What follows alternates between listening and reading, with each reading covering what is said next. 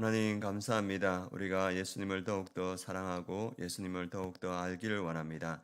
주님을 사랑하는 백성을 주님께서 기억하시고 성령으로 이 자리에 임하여 주셔서 주님을 더 깊이 만나고 주님을 더 깊이 사랑하는 주의 백성들 되게 하여 주시옵소서. 이 새벽에도 성령님께서 이 예배를 주관하시고 인도하여 주시옵소서. 감사드리며 예수 그리스도의 이름으로 기도드립니다. 아멘. 오늘 하나님 말씀은 디모데후서 말씀입니다. 디모데후서 2장 14절에서 16절 그리고 22절, 26절 말씀입니다. 디모데후서 2장 14절에서 16절, 22절에서 26절. 먼저 디모데후서 2장 14절에서 16절 말씀 함께 봉독하도록 하겠습니다. 너는 그들로 이 일을 그하게 하여 말다툼을 하지 말라고 하나님 앞에서 엄히 명하라. 이는 유익이 하나도 없고 도리어 듣는 자들을 망하게 함이라. 너는 진리의 말씀을 옳게 분별하며 부끄러울 것이 없는 일꾼으로 인정된 자로 자신을 하나님 앞에 드리기를 힘쓰라. 망령되고 허탄한 말을 버리라. 그들은 경건하지 아니하며 점점 나아가나니. 오늘 또 22절에서 26절 말씀 함께 봉독하겠습니다. 또한 너는 청년의 정욕을 피하고 주를 깨끗한 마음으로 부르는 자들과 함께 의와 믿음과 사랑과 화평을 따르라.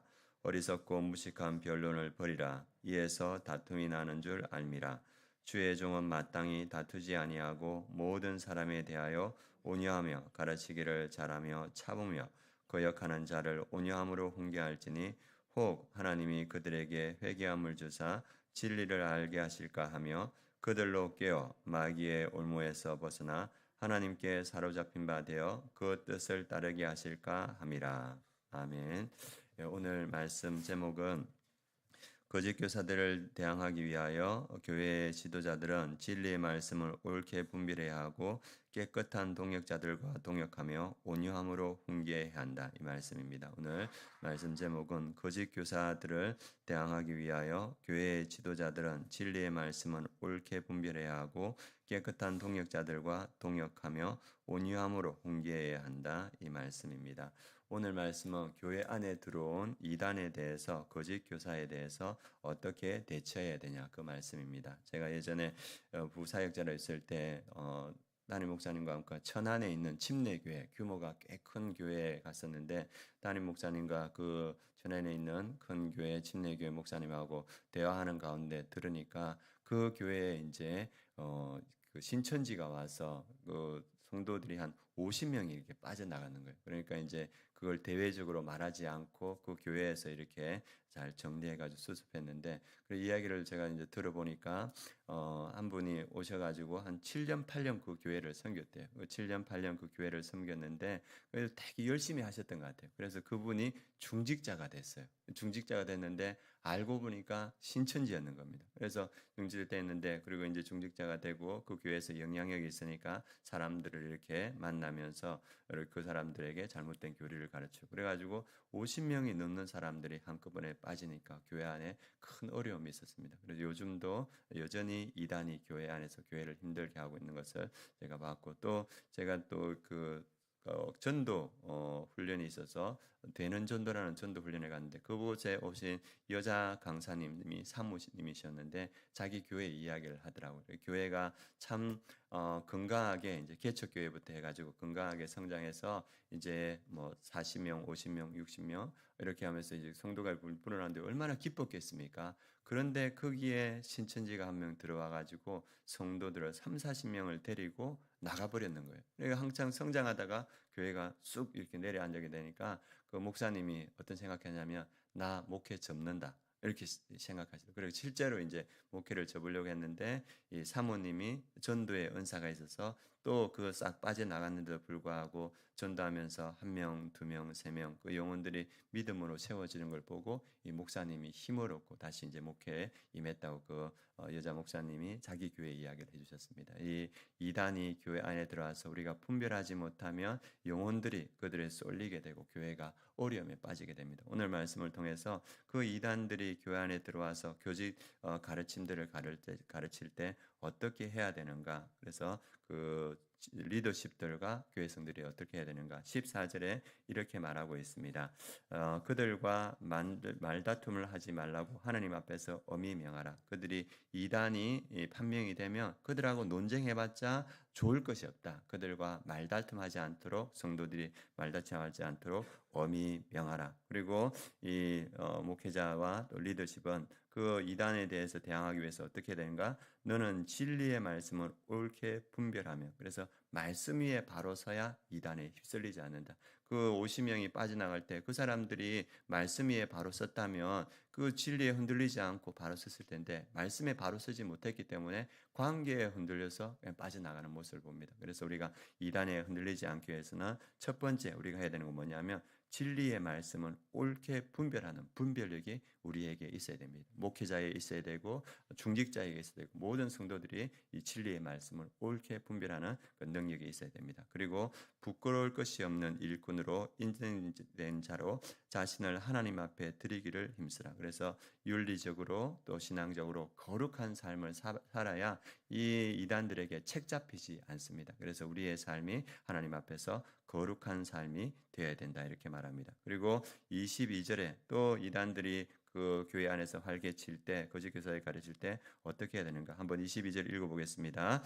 또한 너는 청전의 정욕을 피하고 주를 깨끗한 마음으로 부르는 자들과 함께 의와 믿음과 사랑과 화평을 따르라. 이렇게 거짓 교사들, 잘못된 가르침을 따르는 사람들이 있는데, 이 사람들과 이 교회 안에 어려움이 있을 때 청년의 정욕, 우리의 욕심을 피하고 주를 깨끗한 마음으로 부르는 자들, 그래서 주를 온전히 믿는 자들과 함께 하나님이 우리에게 주신 의와 믿음과 사랑과 화평을 따르라. 말씀을 분별하여서 말씀에 순종해가는 그러한 삶이 필요하다고 합니다. 그러면 이 이단에 빠져서 잘못된 사람에게 우리 교회 목회자들과 중직자들, 성도들은 어떻게 해야 되는가? 25절에 나옵니다. 거역하는 자를 온유함으로 훈계할지니 하나님이 그들에게 회개함을 주사 진리를 알게 하실까 하며, 그래서 그들도 진리로 다시 돌아올 수 있도록 온유함으로 훈계해야 된다고 말합니다. 그들이 잘못된 가르침에 있다는 것을 깨닫게 해서 다시 진리로 나올 수 있도록 그들을 가르치는 게 필요하다, 이렇게 말하고 있습니다.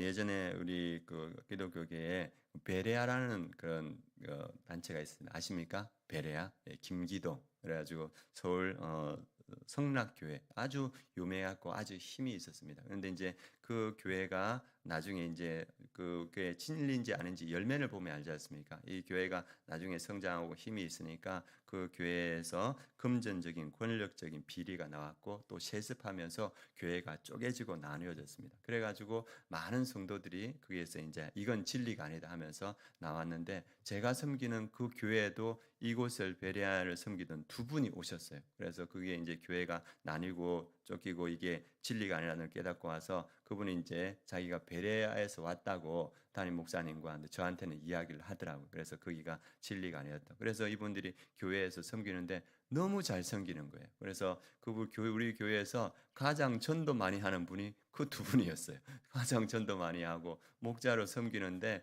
가장 목자를 마음 담아 섬기고, 그래서 이게 참 그 한때 이단에 있었지만 그게 잘못된 것을 알고 넘어와서 이제 참된 교회에서 섬기는데 일꾼인 거예요. 그래서 무조건 이단에 있다고 해서 우리가 질타할 것이 아니다. 그들이 깨닫고 돌아오면 하나님의 일꾼으로 서여주는구나. 그래서 오늘 뭐라 합니까? 그 잘못된 자를 무조건 잘라내지 말고 거역하는 자를 온유함으로 훈계하라. 그들이 잘못된 것에도 돌아올 수 있다. 그래서 우리가 생각해야 될 것은 이단에 빠져 있는 사람들, 우리가 온유함으로 훈계하는 과정들도 필요한 줄 믿습니다. 그래서 그들이 깨닫고 돌아오면 하나님의 일꾼으로 쓰임 받을 수 있습니다. 그래서 오늘 말씀은 여전히 교회 안에 이단이 들어올 수 있다. 그리고 교회를 어렵게 할 수 있다. 그래서 우리가 첫 번째 해야 되는 게 뭐냐면 정확히 분별해야 된다. 우리는 목장 교회로 같이 하지 않습니까? 그래서 이상한 사람들이 들어왔을 때 발견하면 교역자들에게 또 저에게 알려주시고 교회에서 적절하게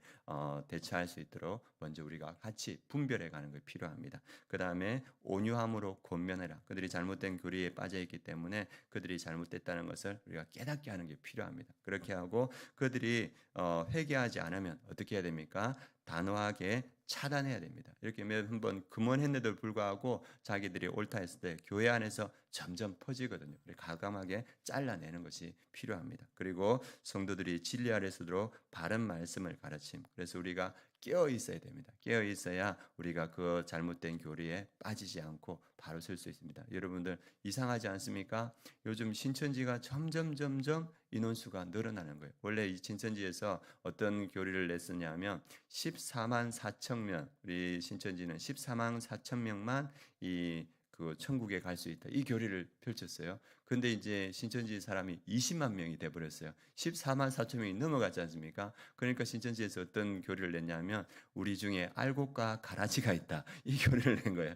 그래 가지고 이제 이분들이 열심히 하는 사람만 그 들어갈 수 있다. 그러면서 그럼에도 저글진 교제에도 불구하고 그 신천지 사람들이 늘어나는 거예요. 왜 그렇습니까? 이게 이단들이 교회 안에 들어가서 계속 사람들을 유혹하고 빼가는 겁니다. 그래서 우리가 이 성도들도 그렇고 목회자들도 그렇고 바른 진리 안에 말씀 안에 바로 서는 게 필요합니다. 그리고 리더십들이 하나 되어서 공동체를 보호하는 것 필요합니다. 그래서 공동체 흔들리지 않기 위해서는 목회자와 교회 리더십들이 하나 되어서 교회를 지켜가는 게 필요합니다. 그래서 오늘 말씀 여전히 이단이 교회 안에서 어려움을 끼칠 수 있다. 우리가 말씀 위에 바로 서서 우리 공동체를 건강하게 유지하는 게 필요합니다. 그래서 오늘 기도해 주실 때 우리 아름다운 교회가 말씀에 바로 서는 교회 되게 하여 주시옵소서. 멘토 목사님과 저와 또 우리 아름다운 교회가 성령 충만하고 하나 되는 그런 교회 되게 하여 주옵소서. 기도해 주시고 또 우리 기도해 주신 덕분에 청년 목장의 은혜 가운데 진행되고 있습니다. 우리 청년들이 더 많은 청년들이 와서